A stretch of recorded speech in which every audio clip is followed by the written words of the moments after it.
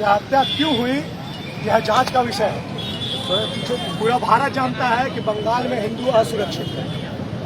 बंगाल में रहने वाले बंधु मंडल, उसके परिवार, उसके 6-7 साल के बच्चे, उसकी गर्भवती महिला पत्नी का हत्या केवल इस कारण होता है क्योंकि वह हिंदू परिवार है और राष्ट्रीय स्वयंसेवक संघ का स्वयंसेवक है और हिंदू समाज को संगठित करने के लिए कार्य कर रहा है।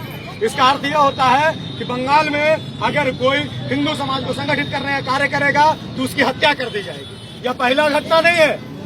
बंगाल में इस प्रकार की घटना आए दिन घटती रहती है, रोज घटती है, कई बार घट चुकी है, लेकिन वहाँ की जो सरकार है वो उसका ध्यान इसके तरफ आकर्षित नहीं होता क्योंकि उनका वोट बैंक हिंदू नहीं है।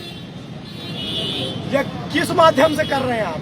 क्या ज्ञान देने के लिए, क्या सूचना देने के लिए पूरे भारतवर्ष में इस प्रकार का आप घटना कर रहे हैं? आप ये साबित करना चाहते हैं कि बंगाल में अगर रहना है तो भारत माता की जय नहीं बोल सकते हैं, बंगाल में अगर रहना है तो हिंदू बन के आप नहीं रह सकते हैं। ये किस प्रकार का जिहाद है?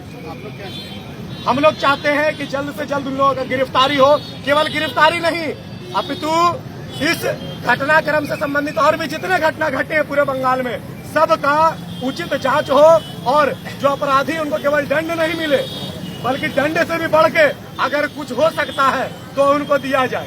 जैसे उनकी हत्या होती है, ऐसा नहीं है कि हिंदू सक्षम नहीं है, हिंदू भी सक्षम है, लेकिन अगर हिंदू अपने पर उतर आया तो कुछ भी कर सकता है। हम मारपीट पे विश्वास नहीं करते, हत्या पे विश्वास नहीं करते हैं, लेकिन अगर हमारे धर्म पे आघात होता रहेगा तो आघात करने पे हम भी पीछे नहीं है। बंगाल मार्च का भी योजना नहीं बना है।